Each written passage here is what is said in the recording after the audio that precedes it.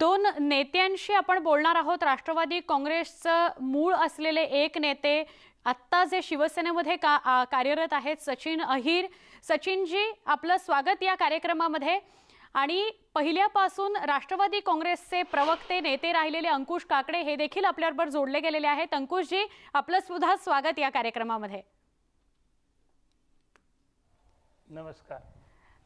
नमस्कार. तुम्हा दोघांचंही अभिनंदन सुरुवातीला केलं पाहिजे. 22 वर्ष राष्ट्रवादी काँग्रेसला झाली आहेत. सचिनजी, तुमचं अभिनंदन याकरता कारण सुरुवात राष्ट्रवादी काँग्रेसचे तुम्ही कार्यकर्ते होतात, खंदे कार्यकर्ते होतात. जेव्हा तुम्ही शिवसेनेमध्ये प्रवेश केला त्यावेळेचं तुमचं बोलणं आणि तुमची प्रतिक्रिया मला खूप चांगली आठवते. तुम्ही राष्ट्रवादी काँग्रेसविषयी तर प्रेम व्यक्त केलंच होतं, मात्र त्याच वेळेला जेव्हा तुम्ही शरद पवारांचं नाव घेतलं तेव्हा सुद्धा तुमचा आवाज भरीव झाला होता, भरला होता. मी तुमच्यापासूनच सुरुवात करीन. सचिनजी, तुमचा आणि राष्ट्रवादी काँग्रेसचा ऋणानुबंध किती वर्षांचा, आणि जर काही शब्दांमध्ये तुम्हाला राष्ट्रवादी काँग्रेसविषयी आणि पवारांविषयी काही सांगायचं असेल तर अगदी काही कमी शब्दांमध्ये काय सांगाल? नक्कीच आहे. चिडीतून ज्यावेळी कार्यकर्ता तयार होतो तशातला कार्यकर्ता हा राष्ट्रवादी काँग्रेस पक्षामध्ये त्या काळामध्ये जे प्रस्थापित असलेले सर्व वेगवेगळे पक्ष होते त्यातून निर्माण झालेला आणि तो एक संघ आदरणीय पवार साहेबांच्या नेतृत्वाखाली त्या काळामध्ये आलेला तो कार्यकर्ता होता. आणि म्हणून एक मोठी उभारी आणि भरारी ही या पक्षामध्ये मिळालेली होती. आदरणीय साहेबांबद्दल मी बोलणं तर फार छोटं होईल, परंतु त्यांचं कार्य काम हे संपूर्ण आज भारतामध्ये नाही तर जगाच्या स्तरावरती पण ज्यावेळी इतर नेत्यांची चर्चा होईल तर त्यावेळी त्यांचं विश्लेषण, त्यांचं केलेलं कार्यकाम याची नोंद ही इतिहासामध्ये पण होईल. नक्की माझ्यासारख्या कार्यकर्त्याला 20 वर्ष ज्यावेळी सहवासामध्ये राहिलो, काम करताना त्या पक्षाला वाढवण्याची भूमिका आम्ही सर्वांनी मिळून घेतली, तर तो पक्ष पुढे ज्यावेळी येतोय आणि आज 22 वर्ष पूर्ण करतोय तर नक्कीच माझ्यासारख्या कार्यकर्त्याला आनंद आहे.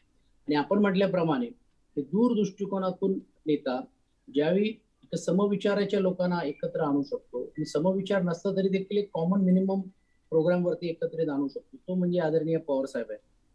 आणि त्या दृष्टिकोनातूनच आपण पाहतोय की ही महाआघाडी आज मोठ्या जिद्दीने जोमाने ही पुढे त्यांच्या नेतृत्वाखाली आदरणीय उद्धवजींच्या मार्गदर्शनाखाली पुढे जाताना आपल्याला पाहायला मिळतं.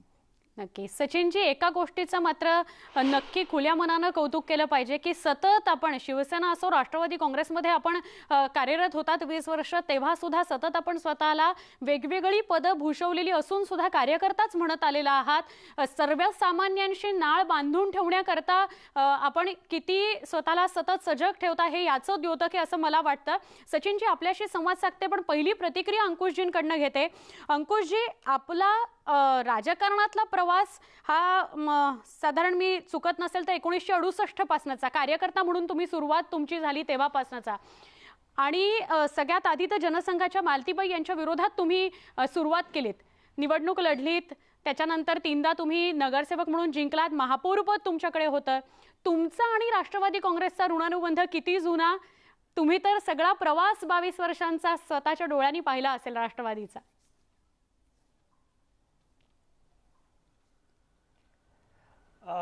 सुवर्ण हो बोला सर. माझ्या बाबतीतली अतिशय सविस्तर माहिती तू काढून ठेवलेली आहे, मला आनंद वाटला. राष्ट्रवादीची स्थापना 22 वर्षापूर्वी झाली, परंतु त्यापूर्वी 1978 साली ज्यावेळेला पुरोगामी लोकशाही आघाडीचं सरकार पवारसाहेबांनी स्थापन केलं तेव्हापासून तर आजपर्यंत मी पवारसाहेबांच्या सोबत आहे आणि याचा मला निश्चितच सार्थ अभिमान आहे. आता 1999 साली राष्ट्रवादीची स्थापना कशी झाली त्या कटू अनुभवाच्या तपशिलामध्ये जाणं मला आज या क्षणाला योग्य वाटत नाही, परंतु ते पवारसाहेब असतील, तारिक अनवर असतील किंवा पी.ए. संगमा असतील, हे काँग्रेसमधले एक अतिशय तिघही मोठे नेते, आणि त्यांनी त्या कार्यकारिणीमध्ये एक पत्र लिहिलं आणि त्या पत्रावरती चर्चा व्हावी अशा प्रकारची माफक अपेक्षा या तिघांनी देखील केली, परंतु दुर्दैवाने त्याला वेगळे फाटे फुटले आणि पवारसाहेबांना काँग्रेस पक्षातून 6 वर्षासाठी निलंबित करण्यात आलं. साहजिकच या तिघांनी त्यावेळेला या तिघांना ज्यावेळेला बाहेर काढलं त्यावेळेला अनेकांनी त्यांना उपमा दिली. कोणी त्रिदेव म्हणत होते, कोण त्रिमूर्ती म्हणत होते, कोणी 3 मस्किटर्स म्हणत होते. असा हा विनोदातला भाग जरी आपण बाजूला ठेवला तेव्हा तिघांनी स्वतंत्र काँग्रेसचाच विचार पुढे नेण्याचा मनामध्ये ठेवलं. गांधी नेहरूंपासून आपण काँग्रेसचा जो विचार आहे तोच आपण पुढे न्यावा याच्यासाठी त्यांनी मुंबईमध्ये शिवाजी पार्कवरती 10 जूनला पक्षाची स्थापना केली. तुला आठवत असेल कदाचित की संयुक्त महाराष्ट्राच्या चळवळीमध्ये त्या ठिकाणी मोठमोठ्या सभा होत होत्या. त्याच्यानंतरच्या कालखंडामध्ये सरसेनापती बाळासाहेब ठाकरे यांच्या विजयादशमीचा मेळावा त्या ठिकाणी लाखोच्या संख्येने भरत होता. परंतु इंदिराजींची एक सभा सोडली तर काँग्रेसचा कोणी नेता शिवाजी पार्कवरती जाहीर सभा घेण्यासाठी धजावत नव्हता. पवार साहेबांनी मात्र ते धाडस केलं. अगदी आमच्याही मनामध्ये शंका होती की एवढं मोठं मैदान भरेल का, परंतु त्यावेळेला महाराष्ट्राच्या कान्याकोपऱ्यातून असंख्य लाखो कार्यकर्ते त्या ठिकाणी जमले. शिवाजी पार्कचं मैदान संपूर्ण भरून बाहेर रस्त्यांवरती देखील आणि विशेष म्हणजे वाटेमध्ये म्हणजे मुंबईला काही जण पोहोचले नाहीत, वाटेमध्ये देखील हजारो कार्यकर्ते त्या ठिकाणी होते आणि त्या ठिकाणी राष्ट्रवादी काँग्रेस पक्षाची स्थापना झाली. आणि मला असं वाटतं की अंकुशजी दोन गोष्टी, दोन क्षण ज्याचा तुम्ही आत्ता उल्लेख केला, तो दिवस जेव्हा कार्यकर्त्यांच्या मनात धाकधूक असेल की हे सगळं जे जमवून आणतायत शरद पवार ते होईल की नाही, पण तरी त्यांच्यासोबत उभं राहायचं. आणि हा दुसरा क्षण आत्ताचा रिसेंटली मवियाची जेव्हा घडी बसवत होते शरद पवार, तेव्हा हे सगळं होईल की नाही, जमून येईल की नाही, ही घडी बसेल की नाही, हे सरकार टिकेल की नाही, अशा सगळ्या शंका मनात असताना सुद्धा खूप मोठ्या संख्येनं आणि ताकदीनं शरद पवारांच्या सोबत सगळे कार्यकर्ते उभे राहिले. अंकुशजी, मी तुमच्याशी बोलते.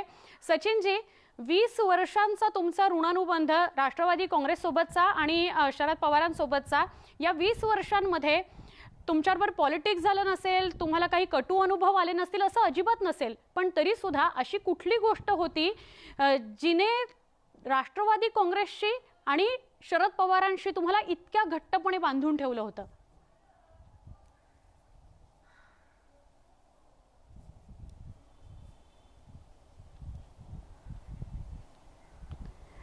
सचिनजी, काही क्षणासाठी थांबवते कारण तुमचा आवाज आमच्यापर्यंत पोहोचत नाहीये.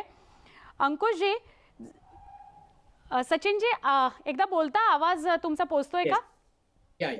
हा, नाही, मी म्हणत आहे की ज्या पवार साहेबांची म्हणजे एक जे म्हणजे ज्याला आपण कुठच्याही प्रकारे कार्यकर्ता निवड करण्याची जी त्यांची पद्धत, आणि एकदा कार्यकर्ता निवड केल्यानंतर त्याच्या मागे खंबीरपणे उभं राहणं हा त्यांचा जो गुण आहे, हे मी फार जवळून पाहण्याचं काम केलेलं आहे. आणि मग कार्यकर्ता जर त्यावेळी जर अडचणीत आला तरी देखील त्याची बाजू समजून घेऊन त्याच्या मागे उभं राहणं हे नेहमीच त्यांनी तो धोरण स्वीकारण्याची भूमिका घेतली.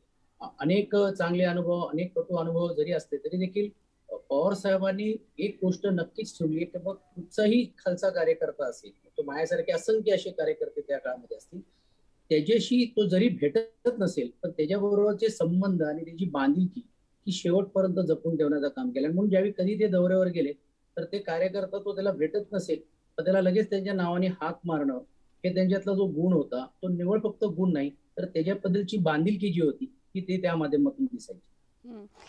सचिनजी, या 20 वर्षांमध्ये बहुतांश वेळा राष्ट्रवादी काँग्रेस सत्तेमध्ये होती, पण ज्या वेळेला सत्तेमध्ये नव्हती राष्ट्रवादी काँग्रेस किंवा राष्ट्रवादी काँग्रेस पक्ष हा सत्तेत नव्हता, तेव्हाचा काळ जास्त आव्हानात्मक वाटतो की सत्तेत असताना जुळवून घेणं आणि सतत काम करत राहणं हे आव्हानात्मक होतं राष्ट्रवादी काँग्रेससाठी? दोन्ही होत्या, कारण ज्यावेळी सत्ता मिळाली अशा एका पक्षाबरोबर ज्यावेळी आपण त्यांच्याशी सर्व नाता तोडून आपण आलेलो, तरी असं असताना देखील तो बॅलन्स भूमिका ठेवून काम करण्याची भूमिका घेण्याचा प्रयत्न केला. आपली ताकद आहे, पण आपली ताकद त्या पक्षाबरोबरची पेक्षा मोठी असली तरी देखील त्याला समजून घेऊन त्याला ते पक्षाला जी आघाडीला पुढे नेणं एक मोठी कसोटी होती. आणि ती कसोटी गेल्या 15 वर्ष लोकांनी कौल दिल्यामुळे ते ठेवता आली. आणि वेळोवेळी असा प्रसंग होता की आता काय करायचं, किंवा आता आपण हे मुख्यमंत्री किंवा संबंधित मंत्रिमंडळामध्ये या गोष्टी होणार असेल नसेल तर काय किंवा काय. पण शेवटी ही आघाडी ही वैचारिक आघाडी आहे आणि लोकांच्या हितासाठी आहे.